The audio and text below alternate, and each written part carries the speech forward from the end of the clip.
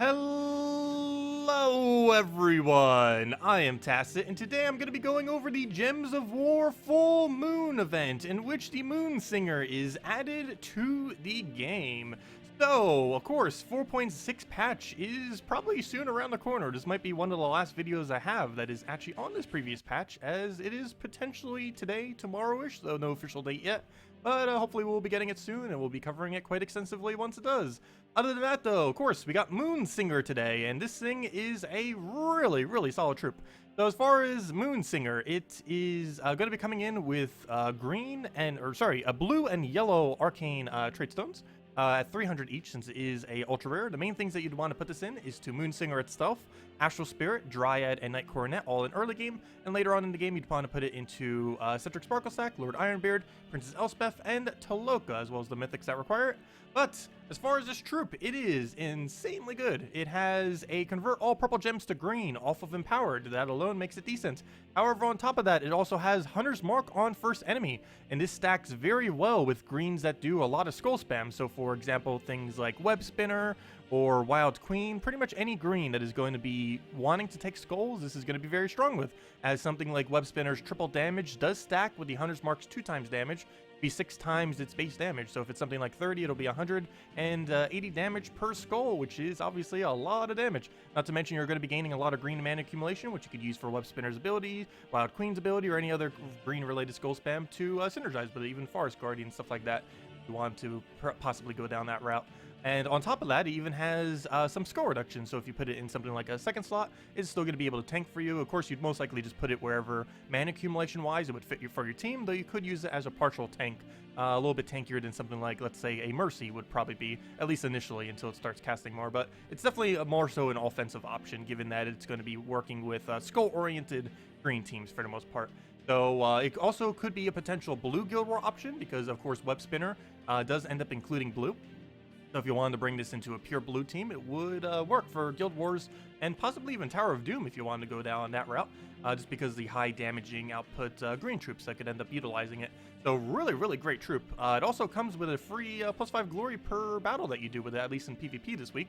That's going to be a pretty nice bonus if you want to go accumulate a little bit more glory. However, if you want a lot more glory, this weekend is going to be a Vault event. So this weekend, from Friday reset all the way until Monday reset, for those 3 days, we will be having a Vault event. It is the only event that's going on this weekend. If 4.6 ends up coming out before then, it's going to be a great time to go farm Explore while simultaneously doing the Vault event. It might be slightly slower on gnomes if you do it at a higher difficulty, trying to get more of the tokens that are coming in next patch. However, you're still going to be able to get to those gnomes while doing the new Explore system.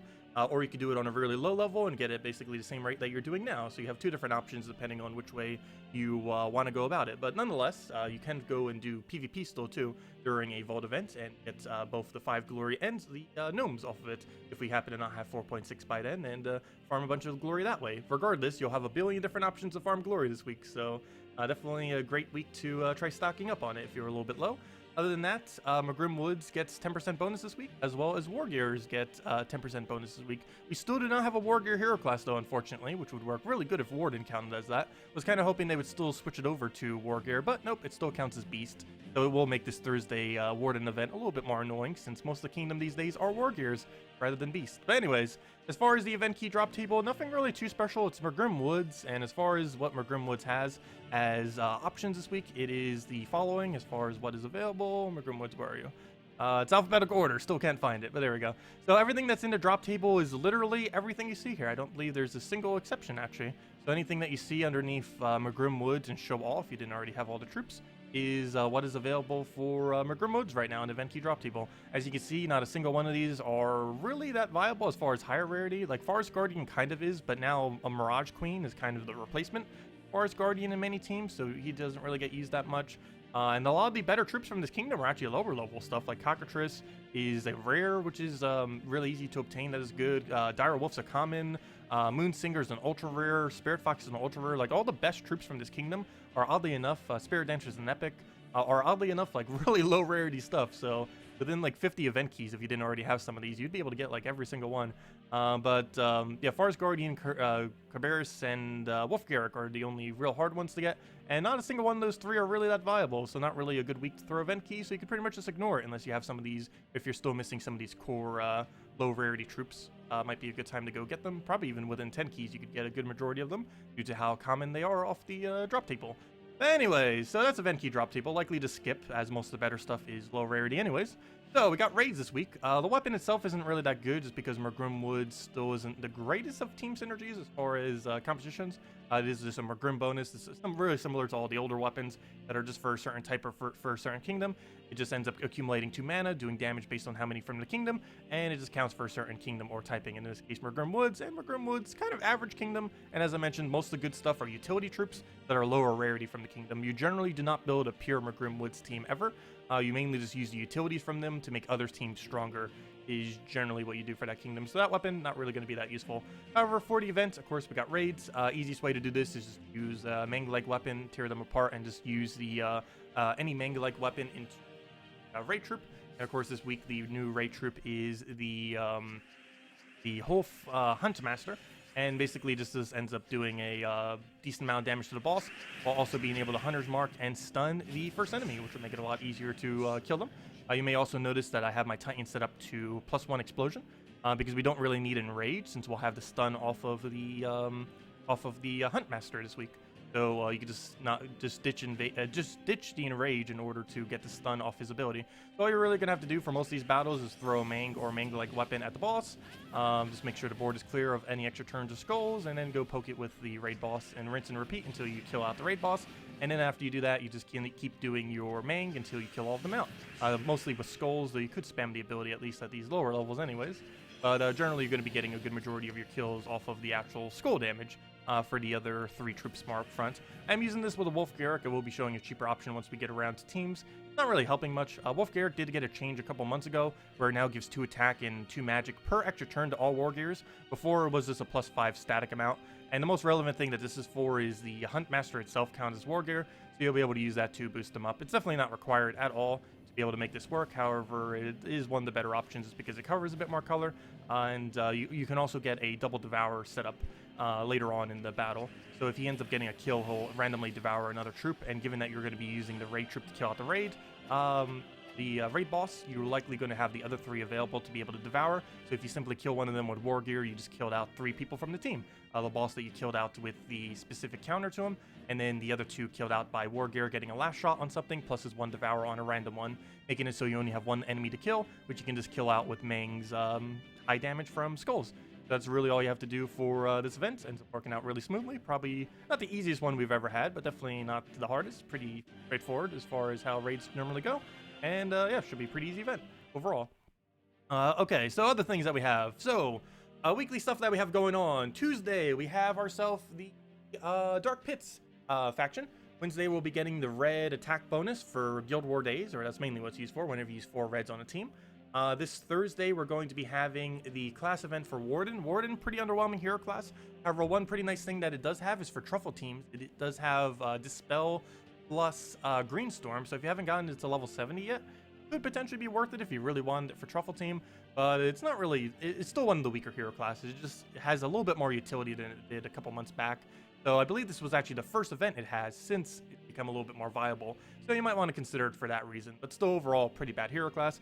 And this Friday, for the weekend, as I mentioned before, we have a Vault event, which is just you grinding a bunch of resources in Explore, or within PvP, or really anywheres for the most part. PvP, Arena, Explore, main locations that you'd want to do it in. Challenges have them too, and quest lines, if you haven't already finished through all of them. But you can do that, get a bunch of gnomes, get a bunch of vault keys, and get a bunch more loot. It's also a great time to accumulate glory, because a glory gnome can drop 1,000 glory within a single drop, which is basically a whole hour's worth of grinding in one single drop. So a great time to go grind a bunch of gem-related resources and similar other resources, if you've been lacking any. Other than that, let's go over to the Soulforge. So Soulforge this week. We have not really too many mythics that are worth going for. The only one I'd really say is maybe is an Ubistet, though in the current state of the game, not really that good. Deals damage to the 2 weakest enemies, and it's boosted by attack. And if one of the enemies dies, it ends up killing both of them. It's not really used too much because there is immune to instant kill now in the game, and it just doesn't have the damage to normally be able to get the procs off in higher level content. So it's not normally used compared to something like an Iron God, a Zugoth, or other similar options in higher level content anymore. And there just isn't really any good location for it. You can kind of use it in PvP, you can kind of use it in Guild Wars. but overall, just not what he used to be ever since he got nerfed. Divinia was another one that got nerfed. However, at this current moment in time, it is the only thing that could still do Reflect at a decent rate. So if you did want to mess with Reflect, you can do so with Divinia. Though do keep in mind, the next faction that is going to be coming into the game will have Reflect at 100%. But if you want to mess with Reflect right now, I believe this is the first time Divinia has come out since Reflect was added to the game. So if you did want to mess around with it a few weeks early, you could with Divinia pretty easily, because out of every single troop in the game, Divinia has the best way to apply Reflect to your team. But do keep in mind that you'll be able to alpha 100% off of next faction. You can just wait a few weeks and be able to get it that way. Other than that, Yagway would have been really useful last week, but a great utility troop to have. Really high damage source, great for Bounty Hunter, arguably the best Bounty Hunter troop in the entire game. And this is mainly because he converts purple to red, and there's Feral Hound and a lot of red accumulation, like an absurdly high amount of red accumulation for Bounty Hunters. So it ends up working out really good, and if nothing else, Feral Hound is perfect synergy with it, which is always available in Bounty Hunter as a bounty troop. So a great option for it, since he converts out all the purple to red, which normally makes him have alignment and just go crazy. Other than that, he's very commonly used in a team like Flame of Fire or Urskea Crowns, combined with Yagway, Tapon, and Queen Titania. It's among one of the best teams in the entire game, and it has been for over a year now, so it's a great option to have if you are still lacking a good team for PvP. And one really nice thing about the team composition is it uses 0 mythics. It just uses 2 legends, an epic, and just a weapon that you have for free if you're using Urskea Crown. You get that just from completing out the Urskea questline. Or you can use Flame of Fur if you grabbed that the other week. However, if you don't have it, it's not that big a deal. Urskea Crown is still pretty similar to it, just without damage. But yeah, those are basically the only crafts I would say are worth it. Mostly Yagway and maybe Ubestead, but if you don't have a Yagway copy, it's pretty highly advised to have one. It is a bit of a waste of diamonds, technically, to ever craft a legend off of diamonds, but it's such a viable troop that it's definitely worth having. And I would honestly run it for every single bounty hunter. Of course, we just recently had a bounty hunter, literally, like last weekend. But still, for next month's bounty hunter and future bounty hunters, great option to have nonetheless. Speaking about great options, Doomed Glaive is available. You'll see me using this with Truffle Team quite a bit, with something like Forest Troll, Double Truffle, and Doomed Glaive. If you've been missing that Doomed Glaive and you've been having to use other options for it, well, now's the time to go get Doomed Glaive. It is, of course, a little bit more expensive buying it after the fact. However, yeah, you definitely want to get this thing, because Doomed Glaive is absolutely amazing. Main thing that is good on it is that it converts brown into Doom Skulls, and then ends up getting Green Storm. This ends up working out perfectly with Truffle, because he creates both green and brown, and would benefit a lot from having a Green Storm. So with one single weapon, you get basically a perfect synergy with Gob Truffle. So great option to have. Plus it's used for other stuff, but Truffle is probably the main thing I'd say it's used with. Wolf Hammer, you're most likely just going to want to accumulate by using 250 gems off of the most recent event, off the raid event. And Hope's Crescent, a little bit of a weirder Mang-like weapon. However, if you want to get it, it's an okay option. It's not really something you'll almost ever see me using, but it ends up doing triple damage if the enemy's life is greater. There are very few situations where this would actually be viable. However, triple damage is still nice, plus it's with a full armor tier. So in some situations, you can actually get one-shots with this. However, there's a lot of situations where it just doesn't work too well, because in higher level content, they're too high to one-shot, and in lower level content, they're too low to get triple damage. So it's a really weird weapon, in that it's ultra situational, and it's so situational that you almost never use it. And even instances where it is worth using, you generally don't bother switching to it. So overall, not really that good of a weapon. I would definitely say if you could only get one this week to get the Doomed Glaive. But it's still something to have for completionist purposes, and if nothing else, it's 3 times cheaper for the most part than trying to get a Doomed Glaive, though Doomed Glaive being the much better option. But anyways, let's go over some teams now for some of the other events, just to mention them. So, of course, I ended up mentioning rates. We have the one team here. All of these will be copy-pastable in the description, as well as a comment on the video as well, for any of you that just want to go and copy-paste the team. This was the one I ended up just showing for the raid event. Man, Cockatrice, the Huntsmaster, and Wolfgarrick. I'm not even going to try pronouncing the first part of his name, because I will butcher it completely. And here's one that's just a little bit cheaper if you don't have the Wolfgarrick. Of course, you can just put something like a Spirit Dancer there, and use a Spirit Dancer for its yellow accumulation in order to fill into the Huntsmaster. Also, if you end up losing a troop, you'll be able to constantly keep getting Spirit Foxes, which will help you do a little bit of mana drains, and will just give you more little tanks to help you out throughout the battle. So that's pretty much all you have to run for raids as your options. As far as next options, these I actually want to go and mess around with.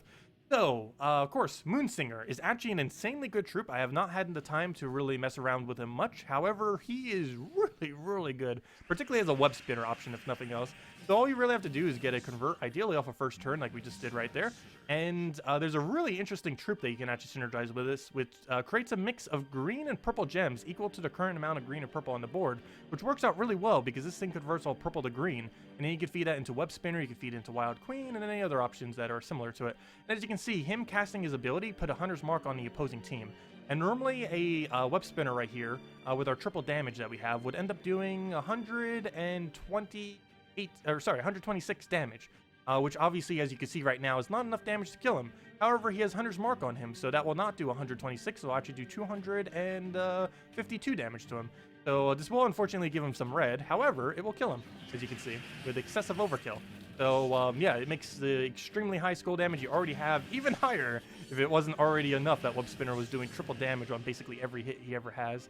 So yeah, it'd be interesting to see how that pans out through everything, but it is very, very strong in combination with it. And it's decently quick too. I'm not sure if it's going to be meta, but I'm pretty sure there's going to be some kind of meta team eventually that's going to form out of this, just because that's really good for skull spam related teams that need green.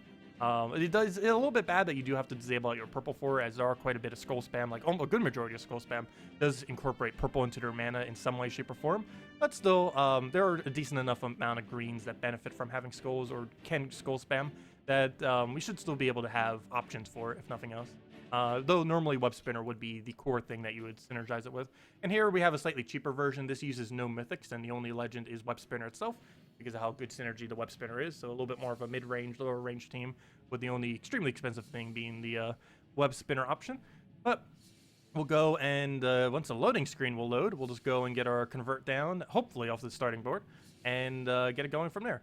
So starting board, or the pacing of the battle, will depend heavily on if we actually can get the convert. That tends to be the way with most convert teams for the most part, in that they're dependent on if they do or do not get their alignment, and then you're kind of like struggling for the rest of the battle, just trying to get that alignment, which does like it's going to be the case this time. So we don't have any alignment right off the board. We can just go for a triple if we want. We have a double triple right now. It's not an extra turn, but it gives us the mana we need. It also gives us the Hunter's Mark we need, which allows getting into one-shot range. One other thing that does is, since it puts so much more blue or so much green onto the board, we can actually utilize that in order to get Web Spinner to actually extra turn. Unfortunately, it didn't right there. But normally a Web Spinner's 9 spawn with that many greens on the board would be able to hit. A little bit unlucky right there that we weren't able to get it. But generally speaking, it would be able to land that. So right here, we haven't really been able to utilize this much yet, but this, as I mentioned, ends up creating a mix of green and purple based on how many we have on the board, and currently we have 19 total between the two. So that will be able to create a bunch of green and purple. His exact ability itself might not necessarily give us the extra turn, however, with a follow-up into Moonsinger, once we get the mana, would be able to. And yeah, we just pretty much just rinse, repeat, get our skulls, get a drop for that, and just keep poking them down one at a time with our skull spam, and that's all we're really going to need to do. We do have a converter here to feed us even more green if we so need. This will also be a Spirit Fox backup, and mostly just a board control option in order to keep the team rolling. So right here, we'll go for this. We don't actually need it at the moment, but mostly just putting more greens, and if nothing else, we can also use it to, like we kind of just did, in order to align skulls onto the board, so that we can, of course, just keep one-shotting with our skull spam and go from there. So let's go for this last little bit of green, and it looks like he's going to get a little poke on us, but that's not really going to do anything. Now all we need is our skull, and we'll be good to go. Also, one other thing to really mention about this team, which I did forget to mention at the beginning, is it is pure blue. This could actually theoretically be used for blue Guild War, and it uses no mythics as well. So blue Guild War team with no mythics. I still feel like it could need a little bit of tweaking, but the main core aspect of it does work. And as long as your Web Spinner doesn't go down, it is a pretty decent option, to say the least. But yeah, Moonsinger, definitely keep an eye on him and mess around with him. There is going to be a lot of decent combinations that'll be able to be used with a green convert into a Hunter's Mark. Really solid combo. He has some Stone Skin, he has the Empowered. Just a great option overall. So definitely something to keep an eye on for various team builds. Other than that, for Dark Pits, easiest way to do this is go something like a Forest Troll Truffle team. The weapon for it, or the most optimal weapon, is even available, and the class is even available this week. So the whole premise of this team is basically available this week. Forest Troll, you do have to get off of random drops. However, King Gob Truffle, you can end up getting just by throwing some shards at the portal in Amethrax. And the Doom's Glaive you can just get from the event this week from Soulforge. And the Hero class you can even get leveled a little bit more if you don't already have it at level 70 in order to end up getting it up. So you have it for both the Dispel and the Green Storm. So I'll just use this real quick since it actually does overlap to PvP too. Though you'd mainly be using this for the event. Though if you want to use it for PvP, you can. Not as good for PvP because the main thing that makes this team work, while it's not required, it definitely helps a lot, is the enchant. Having enchant on this team is a really, really good stabilizer since it helps get the mana way quicker. Also, we might actually lose this battle just because freeze. So hopefully he doesn't keep freezing us. As long as we can get unfrozen, we should be auto-win the second we get unfrozen. But obviously, this team does get hard countered by freeze. The easiest way to counter that would actually be to switch your weapon to something that actually does have cleanse. Though you normally don't do that in the context of delves, which is what this team is meant for. And the main reason for that is in delves, you don't really have to deal with the freeze mechanic as much as you would in something like PvP, where it is way more common. So right here, we still don't have our extra turn. That is really bad given that we don't have an option here. So let's double our green. Try getting Doom's Glaive up. If nothing else, we can end up using that with the other truffle in order to start comboing him down. We still did not drop the freeze. That is horrifically bad, but we'll be able to go get this, get the Doom's Glaive down for a lot of damage. Merge also being annoying. We'll spam through that. Luckily, our first slot isn't frozen. Have the Hunter's Mark on him too. I guess we'll go for another double green. We will lose our turn from this. Actually, never mind, I lied. I'm going to go for that skull. Get that out. We're going to go and do the truffle that doesn't make us end our turn. See if we get enough mana off of that. It does not look like it. The reason I'm not casting this first truffle is he's still frozen, so we of course lose our turn if we do end up going for that. And he is somehow still frozen. What an unlucky freeze right there. That is absurdly unlucky. Do we have alignment on brown? It does not look like it. So we'll probably just go for the other safe truffle since we still can't cast the other one. Go for the Doomed Glaive. Kill it out, and that does look like it's match right there. And yes, he is dead. So even against something that kind of countered this team, still ends up working. But obviously this is meant for a delve option, not a PvP option. Despite the fact that it does have PvP overlap if you wanted to use it for such. And other than that, the only other team to really mention is Warden class events. That is this Thursday. Of course, you could just use something really simple, like Black Mana goes into Triple Spirit Fox, or Dawnbringer into Triple Spirit Fox, as you see here, and basically anything into Triple Spirit Fox. There's not too many options because you're restricted to Beasts and Mergrim Woods, and given that a lot of new Mergrim Woods troops are War Gears and not Beasts, it doesn't leave you that many options. I believe you have 7 options, so you don't really have that much to work with, so just spamming Spirit Fox is probably your best way to go. If you're going to go all the way to later battles, you probably want to do Mang with Forest Guardian and switch into that. But as far as like the core battles that you'll likely do for free, just Dawnbringer into Triple Spirit Fox or Black Mana goes into Triple Spirit Fox will be perfectly fine. But anyways, guys, that will wrap it up for this video. Just as a reminder real quick, though, I will not be having any streams this week, as I mentioned earlier, as I'm currently going to be away for the next 2 weeks or so. But we're still going to be having video content coming up throughout the week, especially once 4.6 ends up coming out. But anyways, guys, I hope you all have a wonderful rest of your week. If you have any questions, feel free to leave it in the comment section below, and I will catch all of you later. Goodbye, everyone!